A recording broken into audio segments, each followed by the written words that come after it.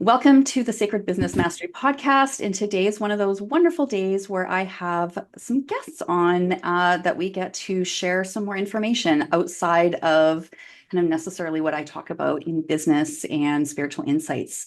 So I would love to introduce Mandy and Allison. Welcome. They're from the Soulstar Energy Collective.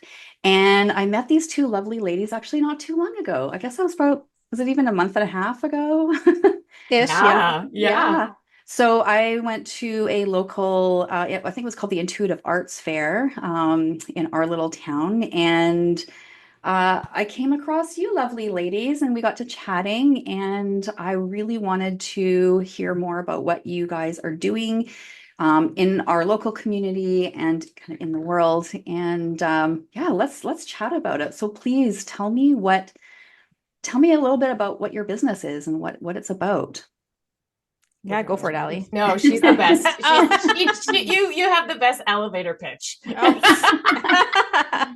Well, we really focus on, we're trained intuitives, and we do a lot of things. So, readings and healings, but our main focus is intuitive development because we have found as intuitives who have developed this skill for ourselves, we have just found how transformational this journey has been for us, how life-changing it has been for us. And we're just really passionate about empowering others to be able to connect with their intuition and understand their intuition as well, because life changes in such amazing ways when you learn to trust your intuition and live life led from that space instead of in fear, and really just trusting everybody else's opinions and giving you the advice on how you should move forward. So that's what we focus on because it just really lights us up, and it's a lot of fun. It kind of just opens, like you said, it just opens up everything else. It kind of blows the lid off of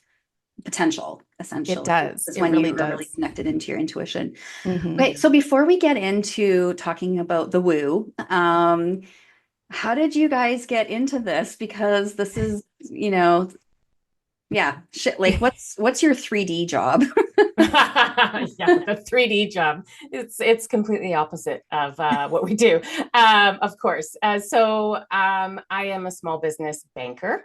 So definitely a lot denser than this spiritual work.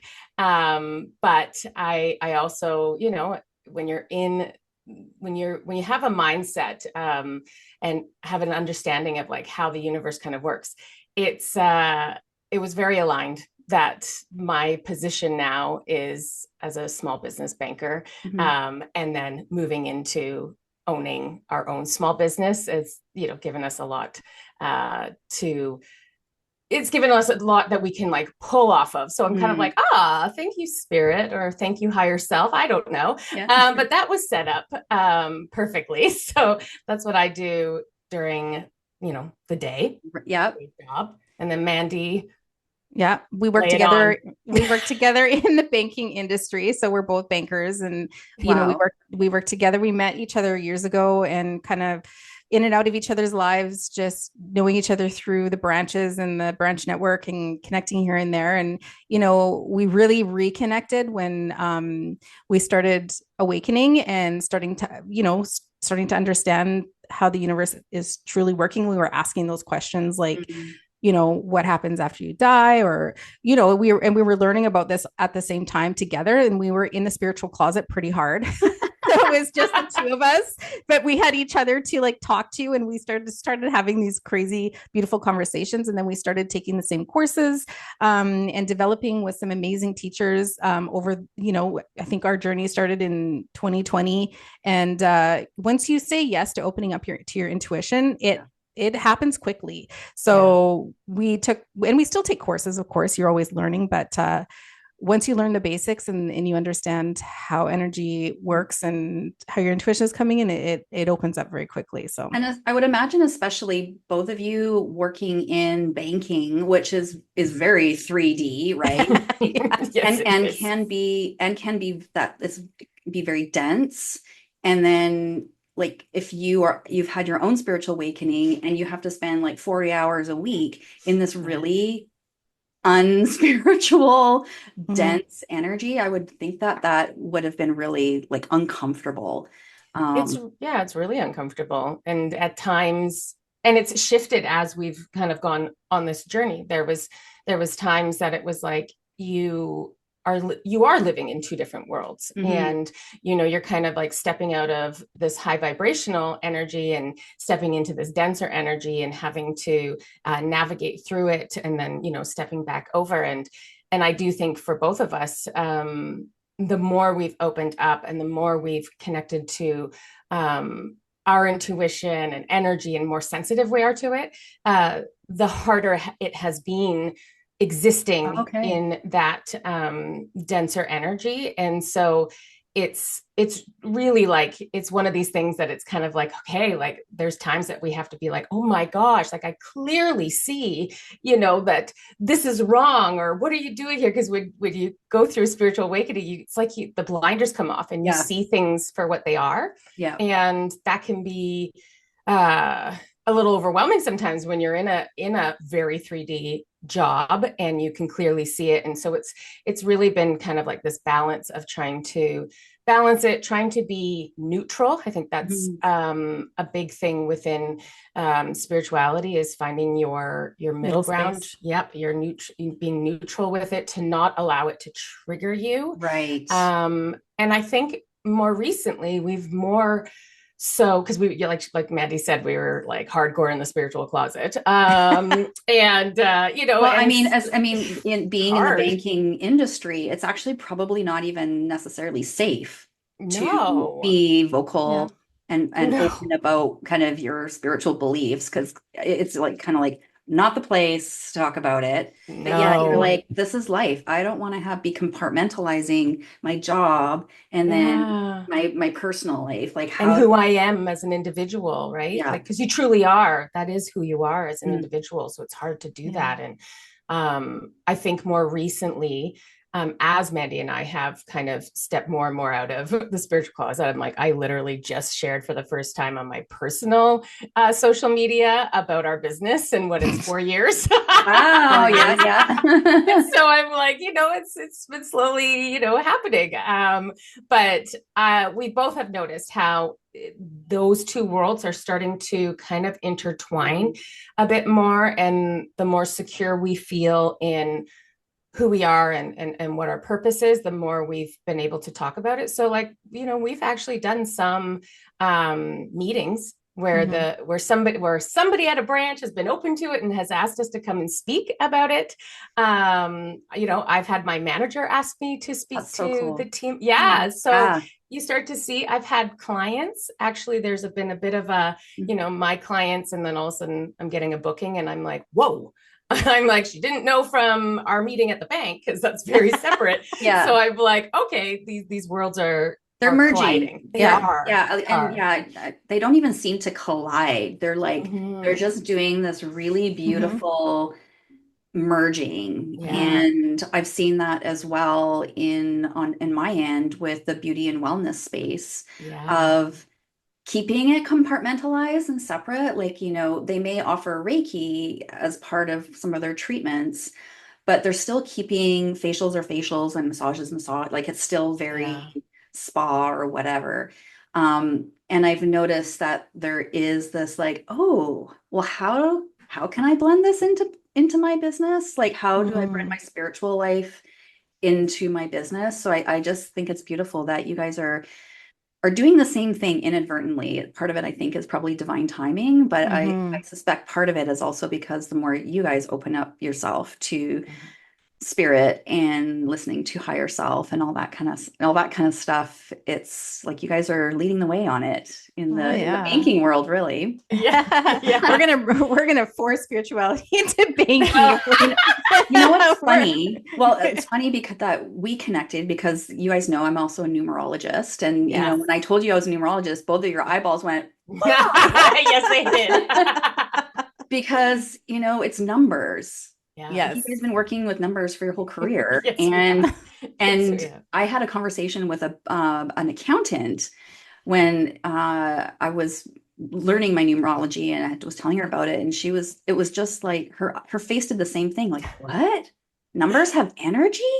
Like it was just Yeah. like you literally could see a light coming down from the skies going, oh, like she just was like, wow, okay. Like there's so many implications with that of having deeper meaning to things. Well, and it's how So spirit communicates too, yeah, right? Like that's a big, like, we've always been very aware of the numbers. And that was part of our spiritual awakening, was receiving those angel numbers, those constants of those over and over over and over. Yeah. And that's literally like, because a friend of mine texted me, she's like, a friend of mine, he keeps seeing these, like he would always see 111, 111, or something, like one of the numbers repeating, but now he's saying 111, 222, 333, 444, 555. And she's like, what does that mean? I'm like, your spirit is literally like, if you could see them jumping up and down going, pay attention to me. Look over here. Look at me, look at me. It's literally just trying these synchronicities. You're going, does this mean something? And to get your attention. Well, sometimes they have to be loud. Well, actually, a lot of times they have to be loud to kind of like wake us from our slumber in a sense, because when you do start to receive the spirit number or the angel numbers like that over and over and over again, you have to question it. You can't not question it, but there's other ways that they'll try and get our attention too. Like, certain weird synchronistic events going on in your life. And you're like, what is going on? Like that is usually a trigger for somebody to start questioning, the bigger ideas of the universe, or even trauma will force somebody into a spiritual awakening path. So there's numerous ways that spirit will try to push us onto a spiritual awakening path. And I feel like angel numbers is a nice, gentle way to do it. Yeah. It's fun. It's more fun. Take that, or it could get a little bit rockier. I know. Well, because mine was 911, and that was something that I realized, because I'm in my head all the time, and so I just don't pay attention to things. And so I was like, oh my gosh, it makes sense that spirit chose 911 as the number, because it was ridiculous. And I was like, okay, I'm like, whoa, I'm scared. Okay. What's happening? I'm like, what's going on? But that was like my kind of initiation number, to get me to stop and go, okay, I need to ask questions. So that takes me to my next question and what I want to talk about is what the two of you are offering the world right now. And I'm so grateful that you both, being in situations where, it's not super conducive to spirituality, that you both answered the call to your intuition and to each other. And I would love to hear more about what you've created in this space, this kind of spiritual space for other people. Please share with me what you've been doing. Okay, so thank you for acknowledging that we answered the call, because it actually takes a lot of courage for people to answer the call, because it puts you in a very vulnerable space, because you also not only are you awakening and beginning to understand yourself at a soul level, but you also are starting a healing journey. So it's a journey that it's a beautiful journey, but it does take a lot of courage and vulnerability to do that. So because of that, because of what we've gone through and what we've experienced, we really love to hold space for people who are on this journey as well, because there are so many questions, and there's not a lot of people that can guide you through that and have suggestions or advice or answers for you.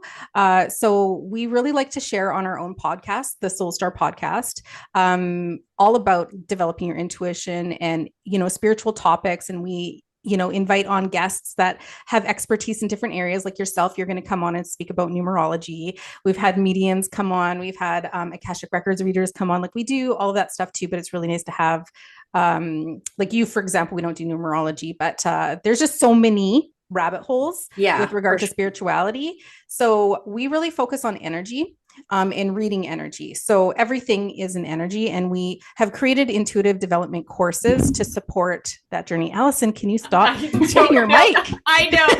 I never have these problems, and I'm like, what is happening? She always gets mad at me. That's why I have to call her. Yeah, she had to call me out because I'm like, I'm like, so, and I'm like, what is happening? It just literally keeps falling, and I'm like, do I keep my hand there? I'm so sorry. It's okay.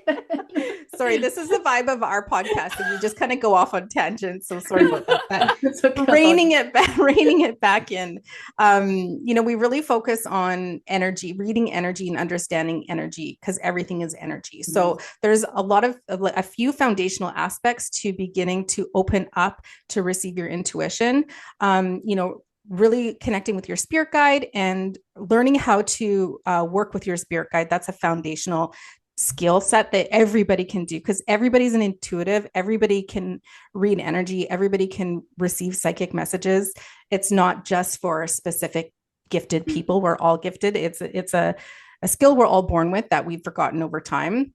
I think that's important. And that also gives permission for people to go down this rabbit hole a little bit deeper. Absolutely. And I think it's almost more of a remembering. I like to look at it more of as a remembering rather than as a learning. Because what tends to happen is, like, as you find the book or find the course and you start consuming that content, it resonates. There's a weird feeling of like, this is new, but it's not new. Like but it makes sense. Yeah, part of your brain is like, this is new information, and the other part of your brain is like, oh yeah. Yeah. You know this. You get the ping, right? Yeah. Like you get this ping where it's all of a sudden you're like, I don't know what it is, but this is right. This feels it just kind of makes it's just kind of the things falling together and making sense. Absolutely. Yeah. And we find that once you build that awareness, that foundational awareness, and you start practicing, you have a lot of the work that we do in meditation. So it's the art of getting quiet, so that you can drown out the noise and the chaos of the world around you and really start to hear and go within, so you can understand how you actually feel about things and how your messages are coming through. Our spirit guides will work with us through meditation. So journeying you to different realms to receive guidance and insight for your purpose, for your mission, to understand yourself a little bit better. That's where you'll do a lot of your healing work.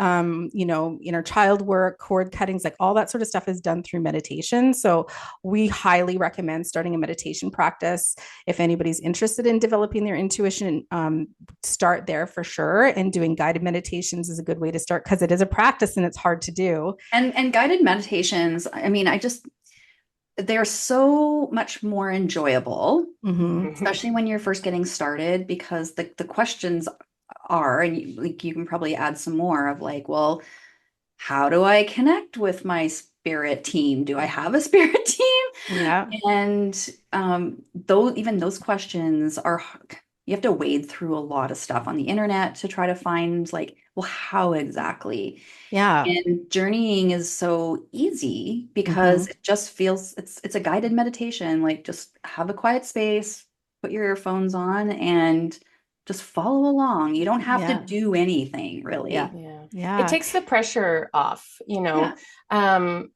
know for myself, and there's a lot of us out there that are perfection, that have that, I like to call myself a recovering type A personality. Totally. And, when you go into an unguided meditation, you can put pressure on yourself to receive something or see something. And when it's not happening the way you were hoping it would, then you get frustrated. And then you lose faith in yourself of doing it. I still struggle with this. I go in and will obviously connect for clients and, do many readings when I go into meditation. And of course it's all there. But when I go for myself, I can get into my head at times. And so, or I'll avoid it. This is a bit of my guide's pretty strict. He's a bit of a jerk. Seriously. And, I definitely, I understand why. Yeah. I'm, I'm a challenge. It's fine. But, I'll avoid going into meditation for myself because of that because of that whole thing, even though I'm like, Allison, just surrender. It doesn't matter. If you get nothing, you get nothing. But a lot of us can get really hung up on that part of it. And so I've even myself have gone back and done where I'm like, okay, I'm going to go back and every night I'm doing a guided meditation just to force myself to get kind of like back into it for myself, because really that is where your guide wants to connect with you, or especially if you're someone like me who lives in their head and is super busy, there's no space in there for them to be like, hello, we have some intuitive guidance for you. So they're like, you need to connect. And so I'm like, so, I think for people that also struggle with that, like that's so normal. Yeah. And like, give yourself a break, like use guided meditations until you feel like you have enough kind of mental skill to like quiet the noise. But it takes a lot of practice. So that's why I love guided meditations, because they seem almost effortless, but there is a certain amount of discipline that we have. Anytime we want freedom for anything, financial, more clients, more money, it always requires a certain amount of discipline. And unfortunately, as humans, we've kind of got a bad, that word kind of tastes bad when we think about it, because it feels like wagging your finger, or you should, or it just kind of triggers all sorts of like worthiness stuff. So I do appreciate having the guided meditation so that I can just follow along and not have to get in my own way, for sure. Yeah. And then, there's some beautiful things that happen when you develop that skill to connect. Not only will you be able to meet your spirit guide and start to learn from them and journey with them, but you get to do the healing work for yourself. And then if you want to take it further, like you can learn how to read energy. This is everything, like I said, is energy. And everything has a chakra system, and we were talking about this before we hit record. So we all have a chakra system, but so do plants, and so do houses, and any energy has a chakra system. And so we were talking about our business is its own energy, right? So you can learn how to connect to the energy of your business, and your business, the energy of your business will have its own guide.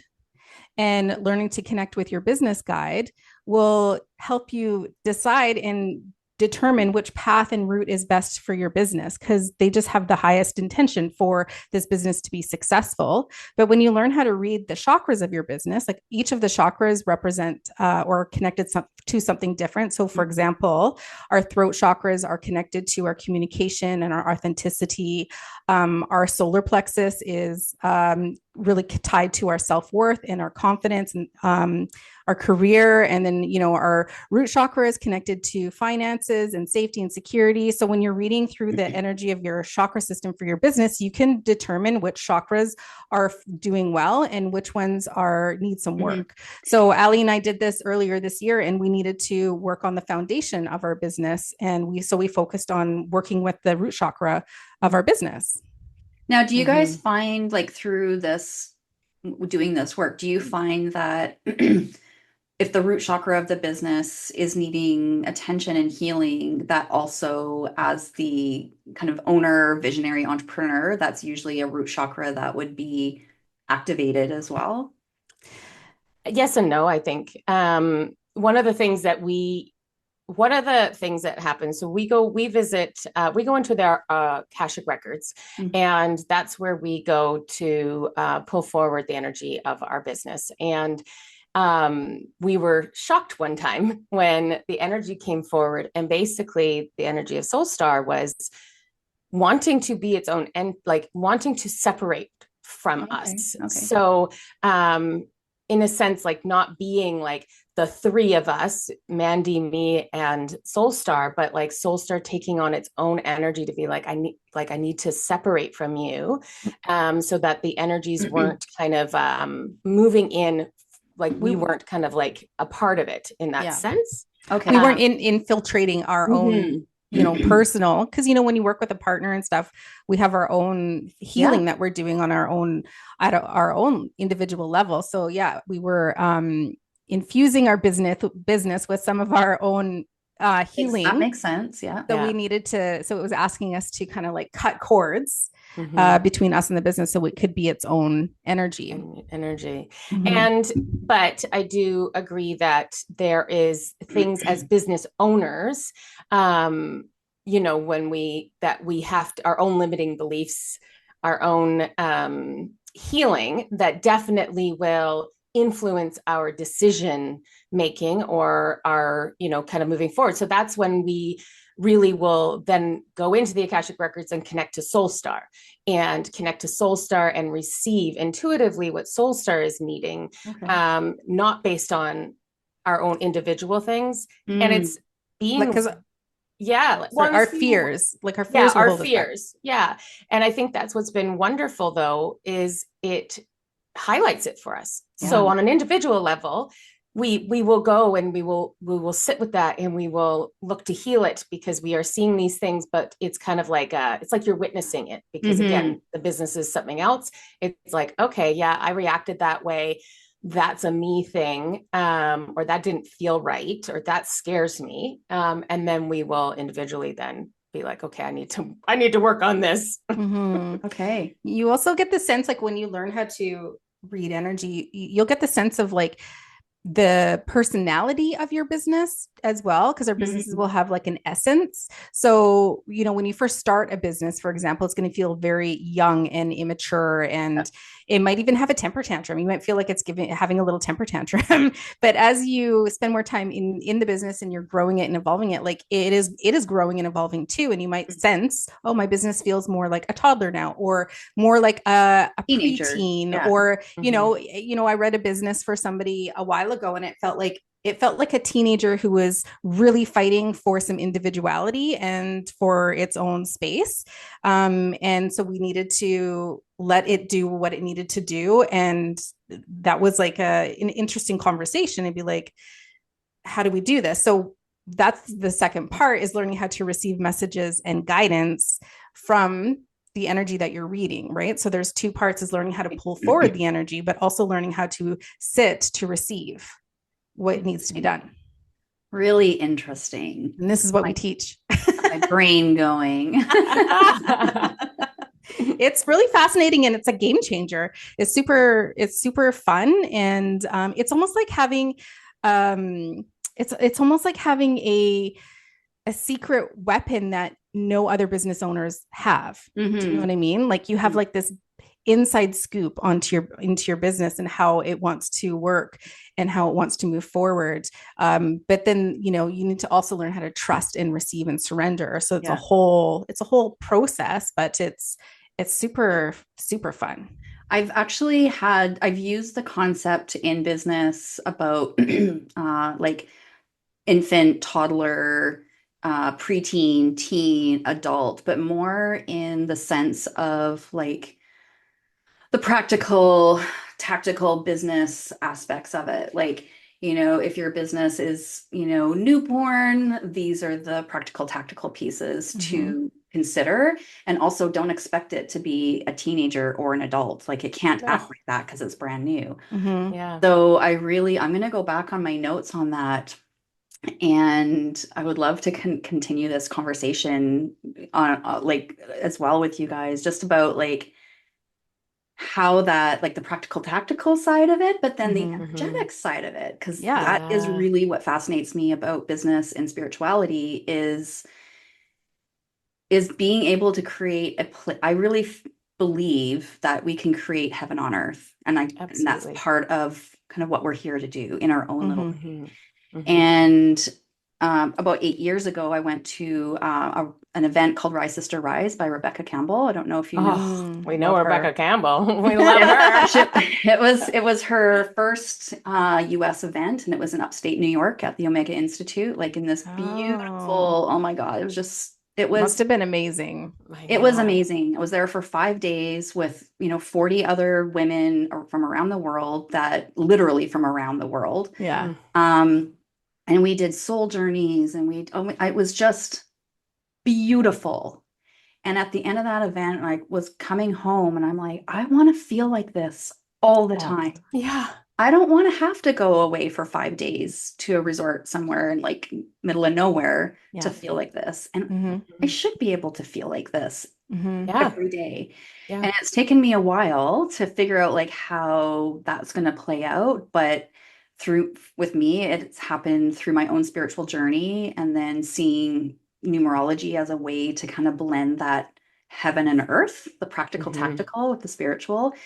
And I love what you guys are doing here because it's very much the same thing. It's like, how do I imbue more spirituality into my everyday, including my entrepreneurship, so that it's not having to compartmentalize all the time. All of it. Yeah. And I think that's why we feel so passionate. It's exactly that reason that we feel so passionate about helping others access this for themselves, because it really is empowering. Like you're taking your power back in that essence. You guys seem to be like the self-guide, because your courses are all self-guided, right?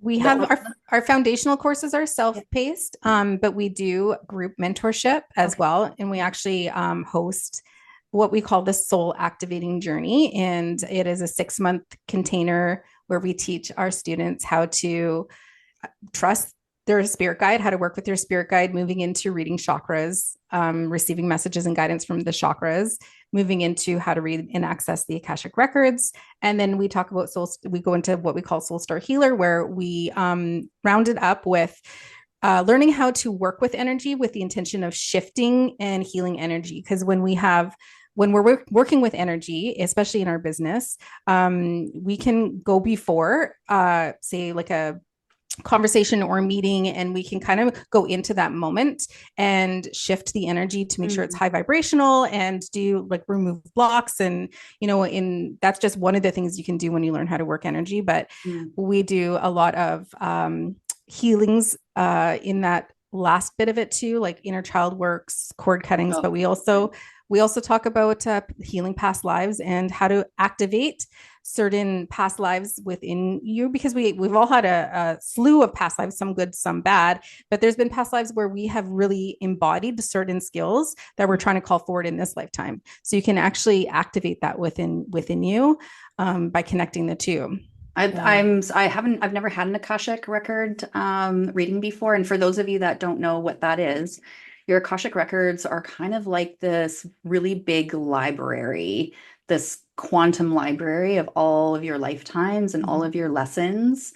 And if you know how to read Akashic records, you can basically open up somebody's Akashic records to see what kind of what's been happening in the past. And I've been curious because I've actually heard about a couple of people who specifically improve their career by doing Akashic record reading and pulling forth the really powerful lifetimes and bringing it forward. So, a lot of the times when Mandy and I are doing a reading for somebody, I think we all are kind of like, what's my purpose? Like, what the heck is usually, and when you're on this path, you're sitting there and realizing, okay, there's more to everything. So what the heck is my purpose? And so, the Akashic Records is this, you're able to access this to be like, what is your soul's purpose, your higher purpose of being here? And is it something that you are working towards to obtain? And, even in that sense of, and that's where, some people, it's like, oh my gosh, I'm not in the right career. And my purpose is, I'm getting these inklings to move to this or that on purpose because I'm supposed to be moving into this space, right? So it's a wealth of knowledge to kind of go into that, being able to understand like certain soul contracts with people in your life, because we can get really stuck with certain relationships in our life or hurts. And when you can access and be like, okay, what the heck is my soul contract with my mother or my parents? Because that can be a big one that keeps us stuck. It really, that having that ability to have that perspective it does amazing shifts in that sense. Yeah. And also knowing that the Akashic Records isn't just past lives, but future lifetimes as well. Oh, okay. I didn't know that. And and because all of our lifetimes are being played out simultaneously. And we as humans put, like, there's no time and space on the other side. So that's why healings work. And that's why past life healings work. We call them past lives, but it's just alternate lives. And then also in your Akashic Records, you can find like your business in there or different businesses. And you can even review lifetimes where you were a successful business owner to see what it is that you did to be successful. So you can incorporate that into your current business. I love it. It's just kind of like, it's like the Wizard of Oz pulling back the curtain. Yeah, it's not exactly as complicated as we thought it was. It's not. Totally. But like, how empowering to be able to do this for yourself, so you don't have to pay somebody to do that for you, right? Yeah. Like we can read other people's Akashic Records, but how impactful would it be for you to be? That's why we teach others how to do this for themselves, because it's so empowering. Absolutely. And then healing your business, right? Because again, your business is an energy, and so we've done this for clients when we've done a business reading, we've done a reading for their business, and then have gone in and healed different aspects of it. When you have all different energies coming into your business, right? So if you have employees, you got energies coming into your business. And so being able to go in and you can't control what other people's energies are doing. So being able to go in and clear it out, even on a weekly basis, because if, say, you have a space, it's learning to clear out that space, because we are constantly exchanging energies with people. So you have a client that comes in and is angry. They are leaving a imprint like a snail trail. It's a slug trail. It is. It's like a little cloud that is just like hanging out there, and other people are walking into it, and this is where some people, when you walk into a room and you instantly feel grumpy, or we all experience this, but we don't pay attention to it. But these are things that affect our energy on a daily basis. So going in and being able to clear and cleanse. Mandy and I will protect our business many times, because again, there's competition, there's jealousy, there's all of these things that are just natural in this 3D world. And so going in and protecting the business so that it can't be, inadvertently affected by somebody else's intentions or energy or whatever, Such valuable information that is so relevant to us as entrepreneurs. And if we're using, we've been using these skills for our personal lives for years, right? And I'm just so excited that there's more and more people using these modalities for our business, because like you guys said, it's just another relationship. It's got its own energy. It's its own thing. So, why wait until things are feeling crazy or negative or not going the way you want to try to find a solution on the way out? Like, why don't we use the good for the good to scale it and make it roll from here? I so appreciate both of you taking the time to come on this podcast. Can you share with me again your podcast and the other social accounts that we can find you guys at? Yeah, well, thank you so much for having us on. We're very, very grateful to share some of this with your audience. And if they're interested in learning a little bit more, they can always listen to our podcast, which we call the Soulstar Podcast. It was formerly called Behind the Emerald Veil, and we only just switched it recently. Okay. So you'll find it on all podcast platforms, but you can also find us on Instagram, which is where we spend most of our time, and at Soulstar Energy Collective.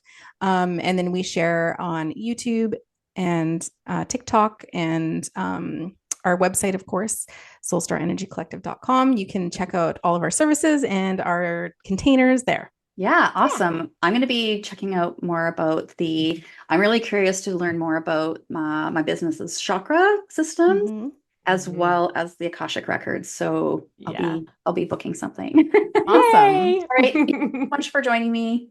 Thank you.